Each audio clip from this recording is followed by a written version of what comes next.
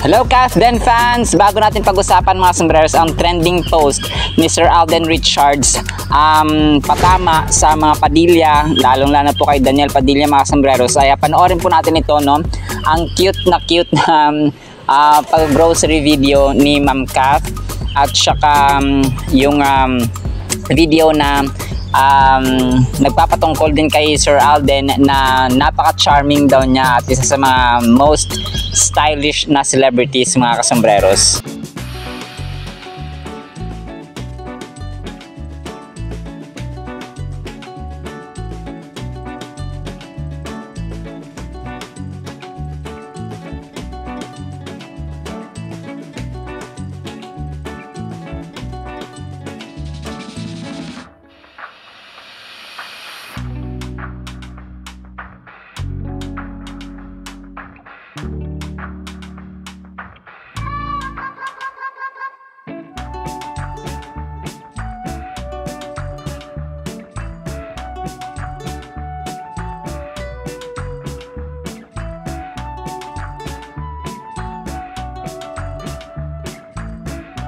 Alden kasi, proportion, he's not that tall, but proportion din yung body niya. If you notice, he looks good in suits.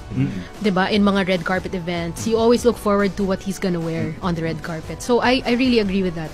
And he's also one of the most charming, nicest actors in show business. I mean, he's one of the most memorable celebrities we've had on the cover. Like me personally, I can still remember that shoot that we had with him. Kasi he was so warm and really nice. Ito dito pwede mong sabihin yung yung kasabihan na the face is the mirror of the soul. Correct. Oo, yes. Di ba? That's Gets true. mo yun? Tinitingnan ko tuloy kung yung nami-mirror nag-face mo. Ay, wala. Tapos update mga sombrero, si Sir Alden maliban sa kanyang pulang araw na kinabibisihan ay busy din po sa Sparkle Mega World Tour ng GMA artists. Kasama niya sina Sir Isko Moreno, Ruru Madrid, Bianca Umali, Jillian Ward, Julian San Jose, River Cruz, Ken Chan at saka Betong mga kasombrero. So yun po yung pinagkakabalahan ni Sir Alden so far. Sobrang napaka-busy ng kanyang schedule, as he mentioned dun nga sa kanyang last interview at saka update ng Hello Love Again na pupunta na sila sa Canada ni Ma'am Catherine for Hello Love Again shooting mga kasombreros. So mga July, no? July yung kanyang most probably, no, this month, kasi magsisimula na sila ng shooting sa Canada mga kasombrero. So medyo malalaman natin ang takbo na susundan ni Ethan si Joy sa Canada. Pero kung anong twist ang mangyayari, yun po yung aabangan talaga ng madlang people mga kasombreros. Ito na yung ating main topic mga kasombreros, itong trending na post ni Sir Alden Richards kay Daniel Padilla mga kasombrero. Sabi ni Sir Alden po, binigay ng babae sa'yo, referring to Catherine, yung tiwala, pagmamahal at future niya. Tapos for how many years niloloko mo lang pala. Grabe ang tindi.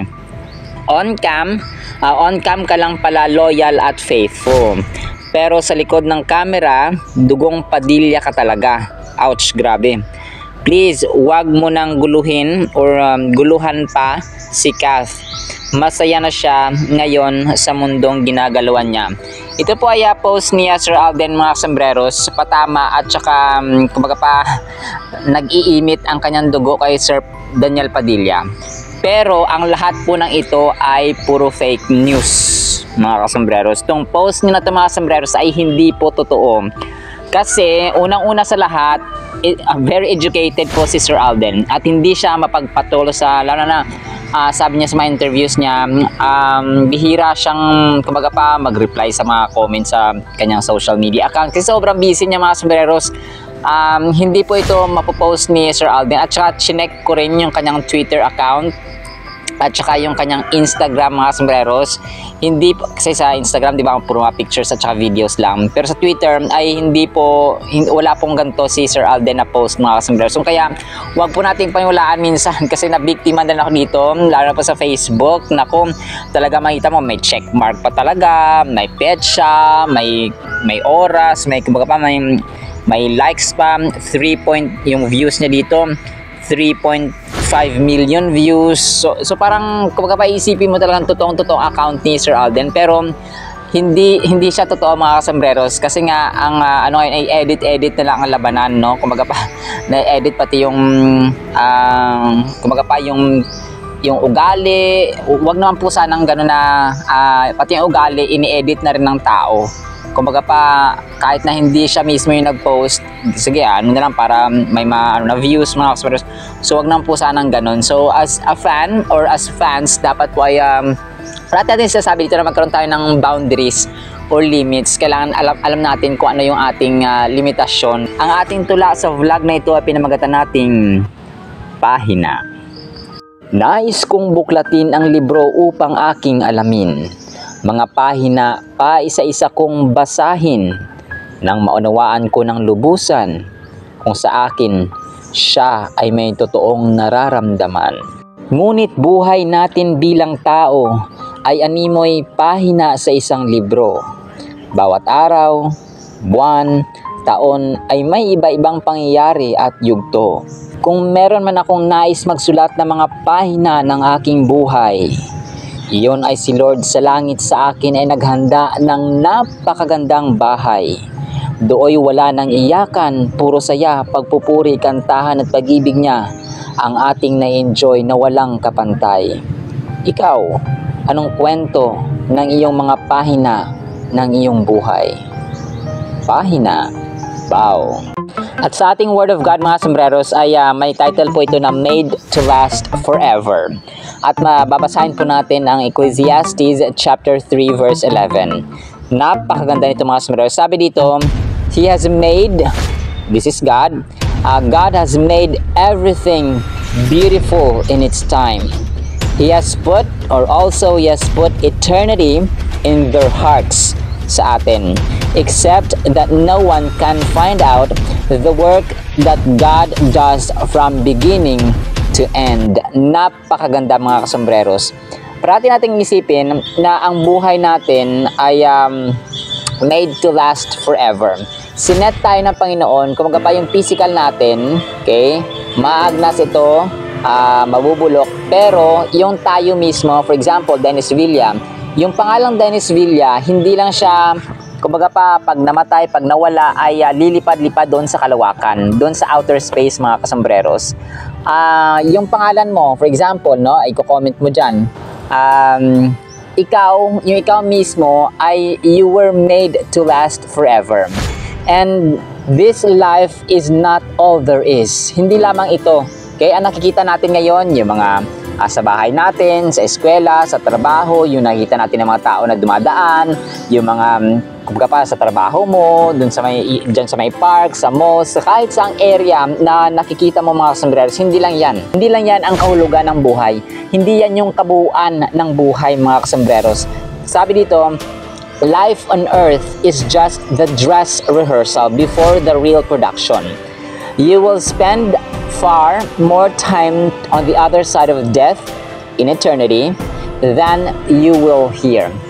For example, mga sombreros, tayo po ay mabubuhay ng isang daan, no? Which is a bonus life, na edad, mga sombreros, dito sa lupa. Bonus na, 100 ngayon, di ba? Centenarian, meron ng 100,000 na matatanggap sa gobyerno. Bonus na lamang po ito, mga sombreros.